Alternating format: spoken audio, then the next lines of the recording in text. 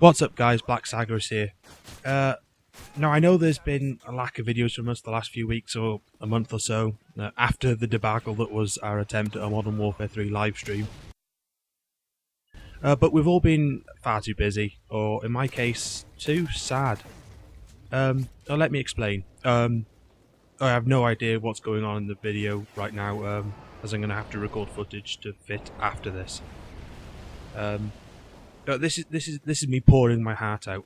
And no, I haven't been made single again. And not in the normal way, anyway. The gist is, I've fallen out with gaming. Or sort of. Anyway.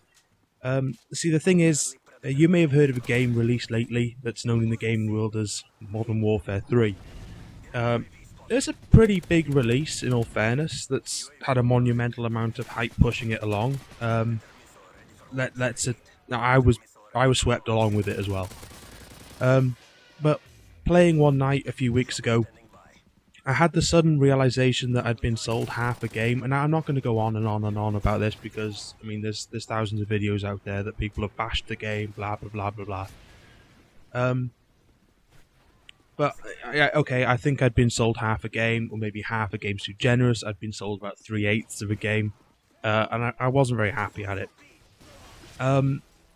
But this isn't the first time. I don't think it's only Modern Warfare 3. I've had this feeling for a long time. So it's not the first time I've had this feeling, you know. Generally, it's my belief that gaming's been on the decline for the last 4, 5, 6 years or so. Coinciding nicely with this generation and the sudden influx of developers selling us 90% finished products before throwing out update after update in order to actually fix the problems that shouldn't have existed in the first place. Oh, right, okay.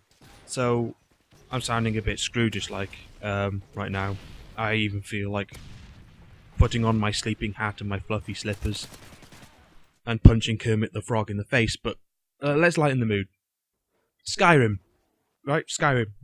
To give it its full name, Elder Scrolls V. Skyrim.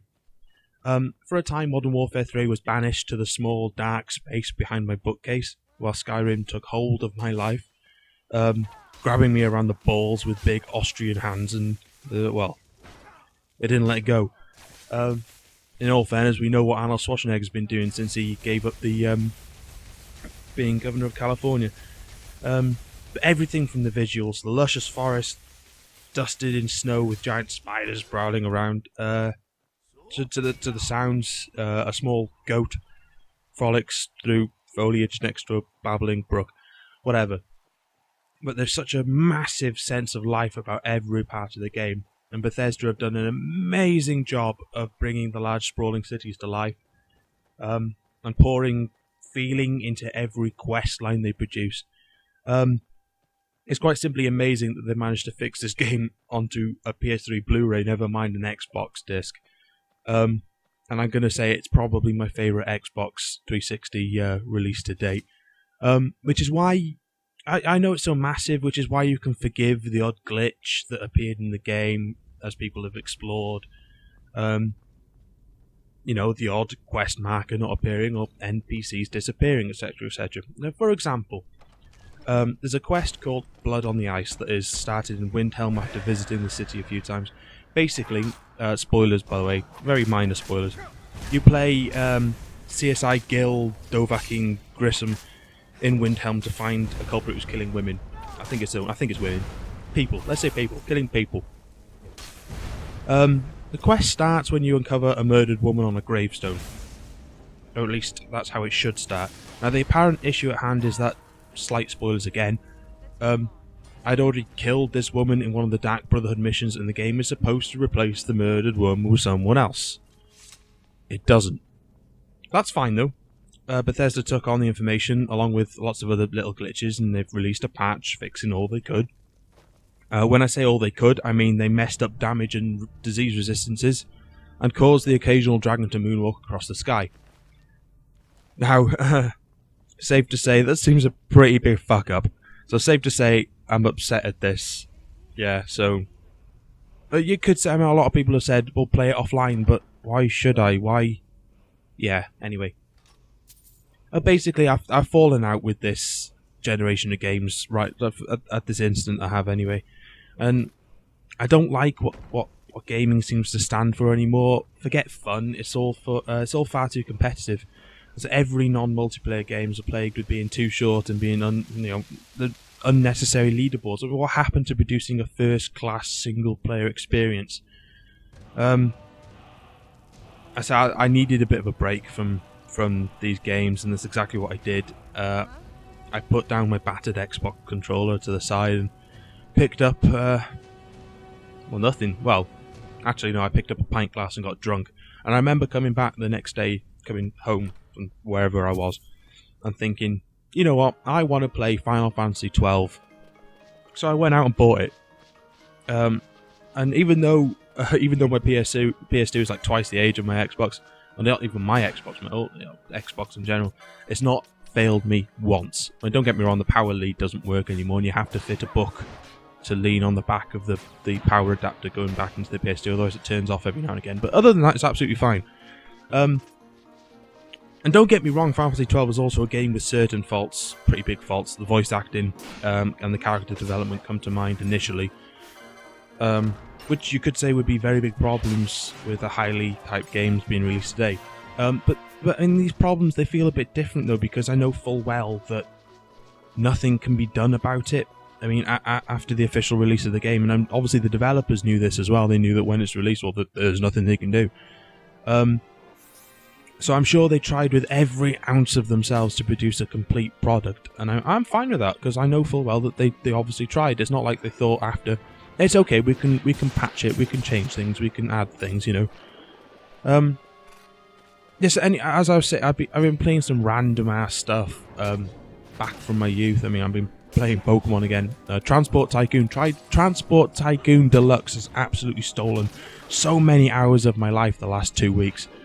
Well, the main thing is I'm enjoying it. Really enjoying it.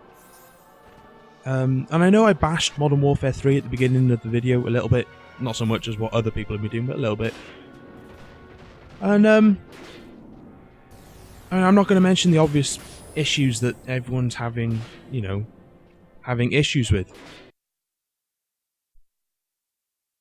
But I did pick up Modern Warfare 3 again, and I must admit, I was very close to selling it as I was that fed up with it. Until I watched a video by a certain YouTuber by the name of Piratos.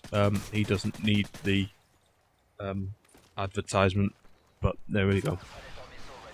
It brought me round, really, and it was a video of him using a riot shield with Hardline Pro, and I really, really enjoyed watching the style of play, and I picked it up, and I think only use my riot shield might be an adequate way to describe how my experience is now going with Modern Warfare 3. It is so much fun. All the riot shield and the MP7, that machine pistol is amazing. It is not a machine pistol, it is a submachine gun, but it's my favourite gun in the game. You can't really call the riot shield a gun. Imagine shooting riot shields at people. Anyway, I think basically, so I've sod my kill death ratio before I started using the riot shield was like 2.3. And you think, well, 2.3 is pretty good. Why are you getting pissed off at the game? I'm thinking, well, it should be a lot higher, but anyway, my kill death ratio, I couldn't care less anymore because I'm just using a riot shield most of the time, and sometimes the striker or the Spas 12. But basically, none of the assault rifles, and I've not picked up a sniper rifle in such a long time because the maps are not designed for it. Anyway, I'm bashing the game again. Anyway, what I'm saying is, I've been using a riot shield and the guns that you wouldn't expect to do very well, and I'm enjoying it a lot more. I couldn't care less about my kill death ratio. Fair enough, I might go 30 and 3. Yeah, awesome.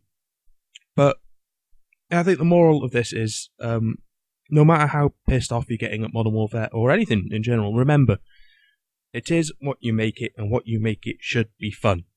Or some other bollocks like that.